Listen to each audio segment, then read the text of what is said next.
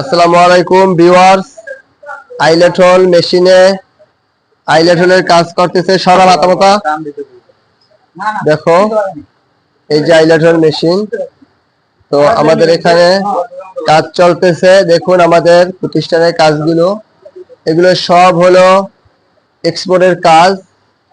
আমাদের এখানে যে কোনো প্যান্টে ব্লেজারে আইলেট হোলের কাজ করা হয়। যদি আপনারা পাঠান আমাদের সাথে যোগাযোগ করতে পারবেন।